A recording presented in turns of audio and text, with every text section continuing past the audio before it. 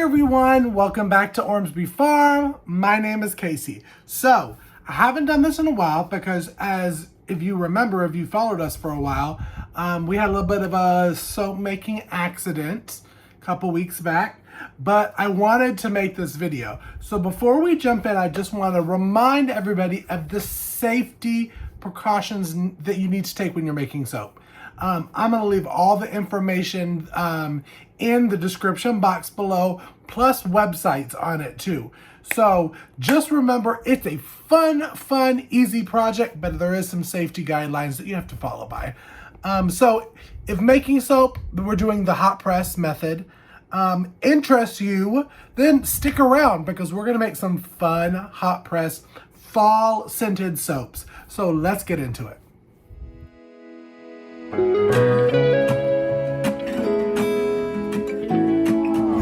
I'm coming home. Alrighty, some of the equipment that we're using today is, of course, it's hot press, so we're going to be using a crock pot. Y'all, you can get these from thrift stores and Goodwills for cheap, and have it just for your soap making. And this was a really big, nice one that I got for, I think, $5.99. So yeah, important. You're going to want a stainless steel bowl. That is what happened last time is I used a tin pitcher. I was trying to be cute and be able to pour it, but we're not going to do it this time. So stainless steel bowl, this is what I normally always use. All of our essential oils were burn cups, so you want to make sure that that is stainless steel spoon, and then your safety equipment. A mask, I use it N95. Eye protection, you can get these at Home Depot. I think you can even get them at Dollar Tree, but something to protect your eyes. And then I get this at Dollar Tree. This is just dishwashing gloves because you want to protect your skin. So let's go ahead and jump into it, y'all. I forgot also, you're going to need a little kitchen scale. This is like a cheapy. As you see, I use it for candles and for soap all the time. I got this from Amazon. I will leave it in our Amazon affiliate link. So, equipment. Alrighty, y'all, so I have pre-prepped a lot of this out, but I'll leave the recipe in the description box. But in the crock pot already that has been heating up, staying warm, is 27 fluid ounces of liquid coconut oil. You can melt it, leave it outside in the sun, it will get there. Here in the water bowl, in your stainless steel bowl, you have 12.12 fluid ounces of water. And then in a cup, I have my 4.8 ounces of lye. So what we're going to do is we're going to slowly and carefully pour the lye into the water, not the water into the lye. When you're adding your lye into your water, make sure that when you have your safety gear on, I don't know if you can hear, but I already have my glasses, my mask, and my gloves on, but also make sure that you have some ventilation. So I have a couple of the windows cracked and we have the fan on, just because it's going to get real stinky real fast. Yeah, so let's go ahead and first I'm going to pour the lye into the water slowly, and then I'm going to stir it around.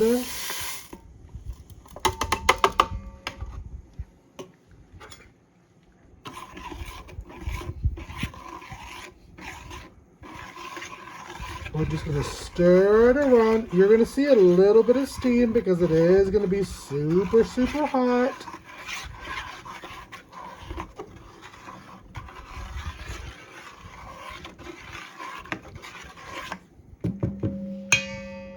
And then what we're going to do is I'm going to use this thermometer and I'm going to test the coconut oil, then the lye water, and you want it to be roughly around the same thing before you add it. Alrighty, so it is back to where we need it. And again, you want to make sure that the lye water and the coconut oil is roughly around the same temperature. Okay, it's not an exact science on that. But the reason that we do hot press for the soap is because In the cold press, the reason you're letting it cure is so that the lye water can evaporate and create the soap. Here, it's going to go through a couple stages, and I'm going to walk you through those stages to evaporate the water so that you can use pretty much immediately on the soap. So what we're going to do is, again, we're just going to slowly pour the lye water in the soap. And what I'm going to do now is I'm going to add about 1/4 teaspoon of my coloring, because I want them to have a little bit of a different kind of color. It's probably going to stain my crock pot, but oh well. And then what we're going to do is I'm just going to stir that around a little bit.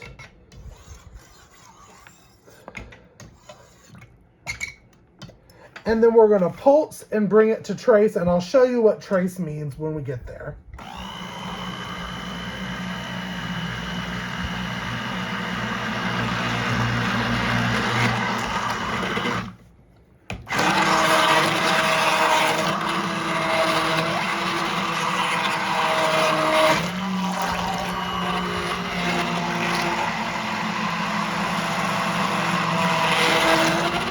You can see this is let me see if I can get you in there. Kind of a pudding text, and see it has come up to trace. And it's a beautiful color.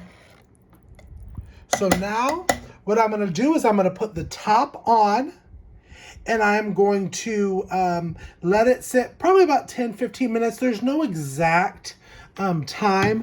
It's just when it hits the next phase, which is what we call the champagne bubble phase. And I'll show you that once we hit it. So now I just put the top on. We're gonna wait. See you in about 10 minutes. Alrighty, I don't know if y'all really can tell on the camera. It's getting to the second stage, but right now we're at the bubbly champagne around the outside. So what I'm going to do is I'm going to stir it up, put it back on, and wait till it to get to the next phase, which is the applesauce phase. So this is almost the applesauce phase. Just got to watch it. Again, there's no time frame on it. I'm trying to get as close as I can. Alrighty, y'all. See you in about another 10 minutes. Alrighty, so now we're at the applesauce stage. So I'm going to try to stir it around so you can kind of see the consistency. Not quite at the mashed potato phase, almost actually. To be completely honest, we are almost at the mashed potato stage. I'm gonna let it sit, and then shortly I'm gonna go ahead and add the scent. Alrighty, y'all, so we are at the mashed potato stage. And as you can see, it's a little wet, kind of like some wet mashed potatoes. You can see that on the camera. So now is the time when I'm going to add a little bit more coloring to give it kind of like a marbleized look, just a fun kind of look. And you're going to add your scents at this time. At the wet mashed potato phase, the soap is done. So you can wait until the dry mashed potatoes, which will just make it a little bit harder to pour. But one thing that I like to do that I'm going to show you, I'm going to put a glove on. Actually, let me go ahead and do that and show you.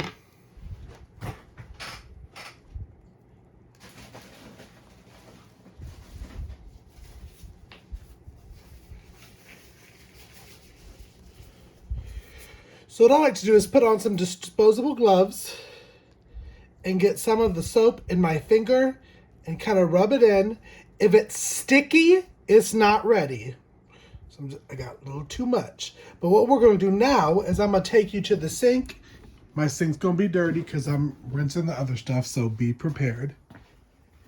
And if you see bubbles,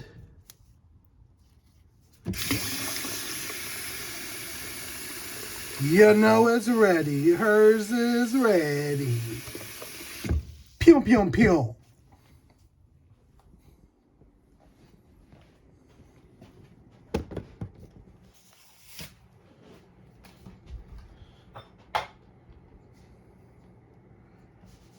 Alrighty, y'all. So I have about an ounce and a half of the essential oils that I'm using. Again, we're doing our pumpkin patch soap. So this is our all of our different essential oils that I blend together to make that. So you're just going to pour it on, and then we're going to mix it in good.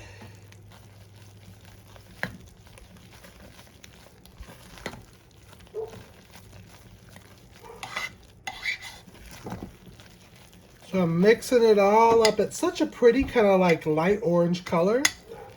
But what I'm going to do now, one, I'm going to turn the crock pot off now.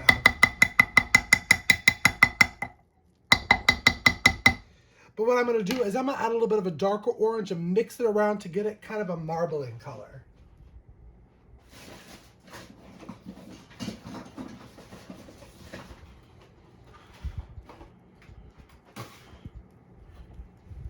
So all I'm going to do is I'm just going to do a little bit of this.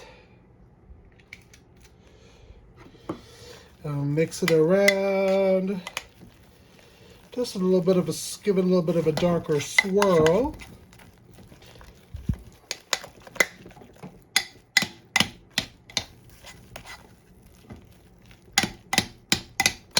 And it's so funny, y'all, because it looks messy now, but it turns out to be so pretty once it sets.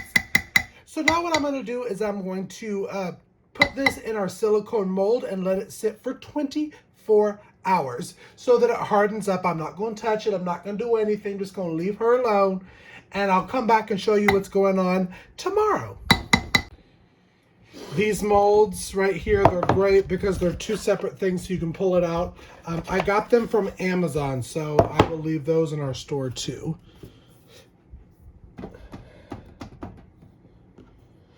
All you're going to do pretty much is you're going to glob it in. Give it a little bit more of a stir. And I'm just getting globs, and I'm going to put it into the mold, and then I'm about to hit it just to get any air bubbles and thin it out. I probably should have a bigger spoon because this one's a little bit of a struggle.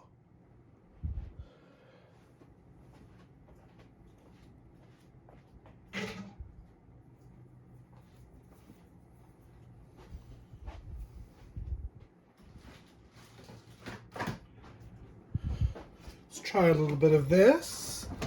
Yeah, there we go. So I'm just putting it in, and what I'm going to do right here is I'm going to hit it.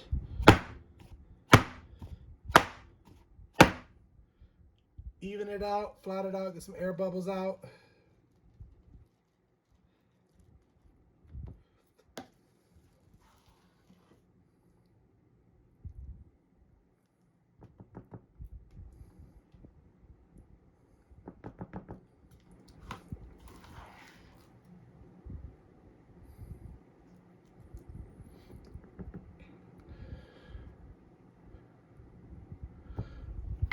Again.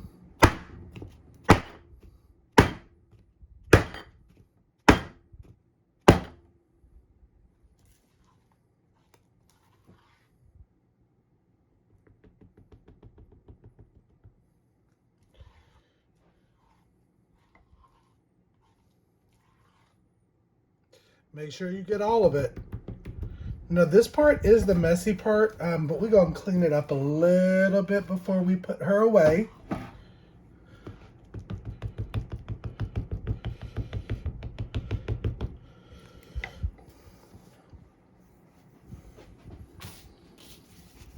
Clean up after myself. Give it one more good solid.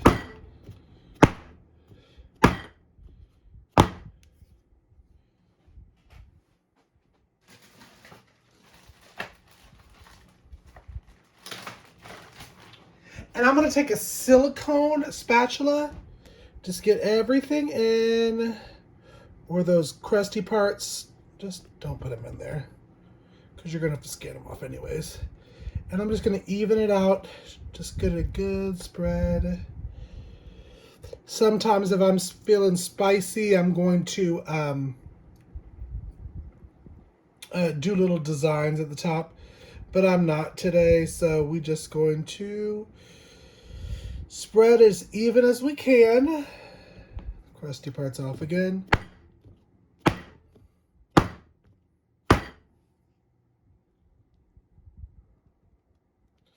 Pat it down.